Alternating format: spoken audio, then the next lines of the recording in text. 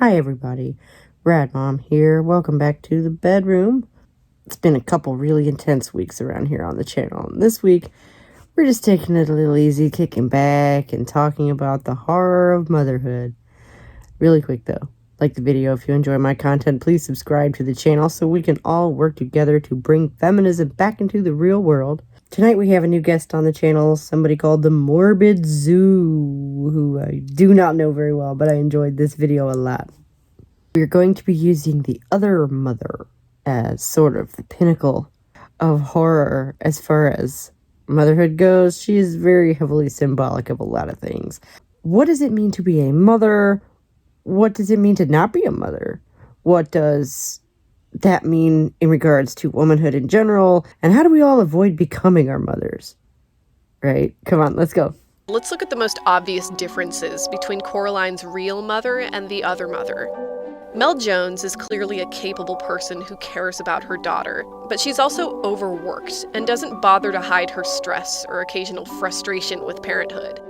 She dresses simply, no makeup, hair undone, and neither of Coraline's parents have any interest or talent in cooking or cleaning. How do you feel about a mustard ketchup salsa wrap for lunch? Are you kidding me?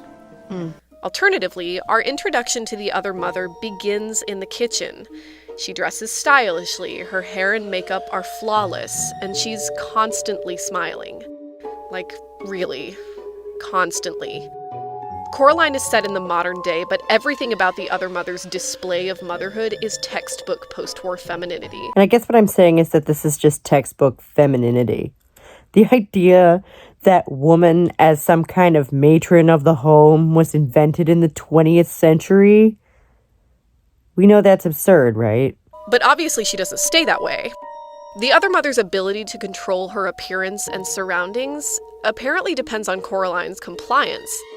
The more Coraline resists, the more the other mother deteriorates into her true spider-like form. By the time the other world collapses into a literal spiderweb, we're already primed to think of her as something predatory and parasitic. So what's the relationship between the one perfect image and the other horrific one? Betty Friedan was one of the first to openly criticize the housewife standard.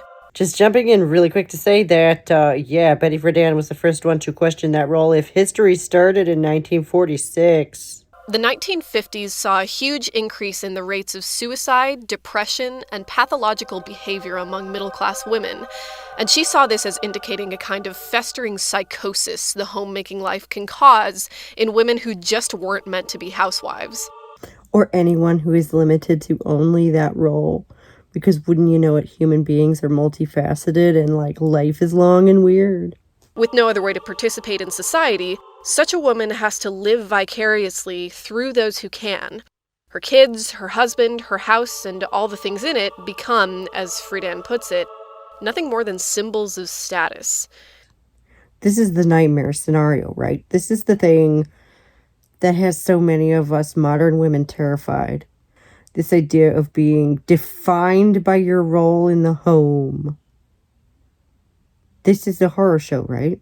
It's a version of motherhood where happiness is predicated on a feeling of ownership, a treatment of children and loved ones not as people, but as items. The button eyes go a long way in communicating this idea. That kind of domination, minus the buttons, was actually something that post-war society seemed to encourage in women. In an effort to excuse the clear imbalance of power between men and women, housewives were told that not only were they valuable, they actually had the most important job in society, and the health of the family, and therefore society, rested on them. You're stuck in a hierarchy, but your spot is really important. So we can't have you questioning any of it. I love the other world as a representation of this idea.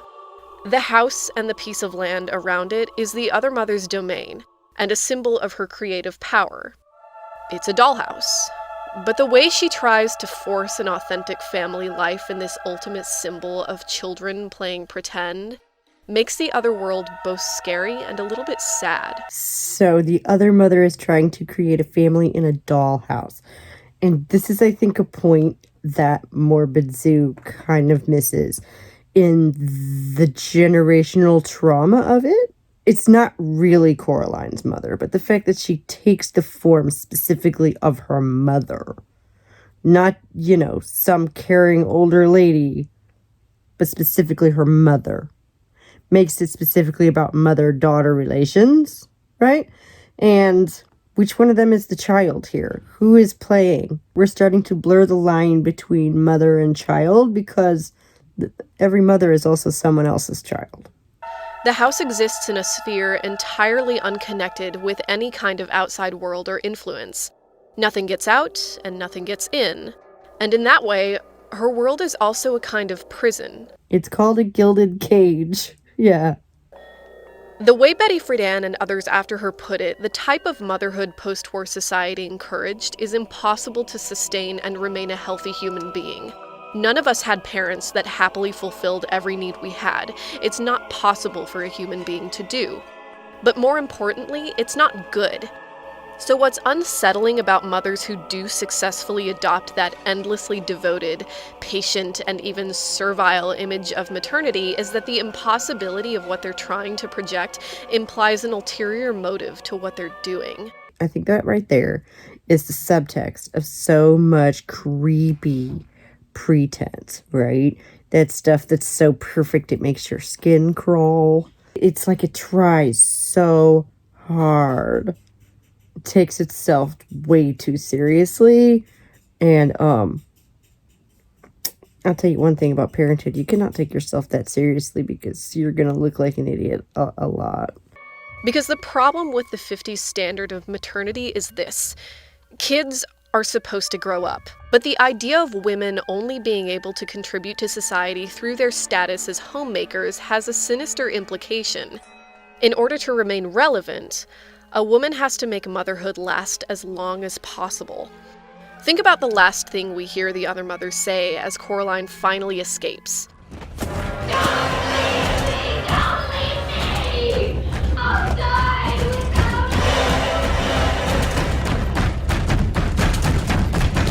I guess if you want, you can assume the other mother is lying here, trying to elicit some sympathy from Coraline through a last-ditch imitation of love. But I think it makes more sense, and is more interesting, to see this as the other mother's only moment of real honesty. Like the unstable mothers the post-war period created, what the other mother ultimately wants and needs is for Coraline to be a child forever. So at this point you might be asking yourself what 50s housewife standards have to do with modern society. Hopefully no one here is asking themselves that, right? The standards our mothers and grandmothers grew up with are totally relevant to us. We all get that. Our culture might have gotten past the idea of women only being good for making babies, but I don't think we've really bothered to replace that standard with anything else. Thank you. And why is that? Feminism itself seems to be absolutely terrified of this idea. Like, yeah, women are not only for making babies, but only women can have babies. So we need to talk about that. And like, whatever motherhood is, I think feminism ought to be in charge of that. There's still a fine line between devotion and domination, especially with all the pressure that still exists for women to be perfect mothers. So I think that until we can culturally figure out the problem of motherhood, the other mother will continue to creep us out. Yes. Culturally figure out the problem of motherhood. Now, there's a mouthful, huh? That's actually one of the ongoing missions of this channel. And in doing so is one of the reasons that I'm just knocked on my ass right now. You guys, it's been a crazy week. There is a lot of material here that I've covered on the channel before. There's a lot of material here that I'm going to cover on the channel going forward in the future. And honestly, I'm sort of workshopping an idea for a next year's Halloween video. Because there's something grotesque about a mother whose goal of looking like a perfect mother depends on harming her children. That's true. And I want to expand that to say that there's something grotesque about perfectionism in general, because you have to hurt yourself and other people in pursuit of that goal. There's no such thing. Ideals are ideal. You know, they're never going to be reached. They're impossible to actually accomplish. And the thing about motherhood is it's different for every mom and every kid. That's the thing they don't tell you. That's the big secret. Is I have 2 boys. They are so different. What works on one does not work on the other. It doesn't. So stick that in your pipe and smoke it. Mwah. This is a creature that evolved out of a fear of something that didn't really exist before last century. The ultimate manifestation of what happens when you sink so far into the bottomless standard of maternal perfection that you forget there was ever any other purpose to life. This is where I'm going to have to actually disagree with Morbid Zoo, because I think this archetype existed well before the 20th century, right? I think this is the archetype of the perfect mother that women have been held up to for a very long time. I think that this is the archetype of womanhood come back to haunt us. And that's why she's so fucking terrifying. That's why she wants to trap you in her pretty little dollhouse. This is the creature that haunts female nightmares, I think. It becomes your whole identity, one you can't afford to lose or you'll disappear entirely, because there's nothing else for you to be. You're not a person. You're not a person at all. You're a mother. Like, I was really inspired to go ahead and cover this by last week's that guy talking about the Barbie movie, right? And just sort of alluding to how women enforce feminine stereotypes on one another like most people's moms. Anyway, Mattel is bad. I'm like, what the okay, I'll see myself out. Damn. Like mom is just a character that you can just whip out on stage whenever you need a punching bag. I don't know. Culturally, what are we doing? We had a bit of a short one this week. Thank you so much for tuning in, and I will see y'all at the top of the hour for the live stream and discussion. Please like the video if you did. Subscribe to the channel so we can all work together to bring feminism and motherhood back into the real world. Because guess what? Some women are still going to have kids. And feminism needs to be talking about that. Thank you so much, and I will see y'all later. Bye.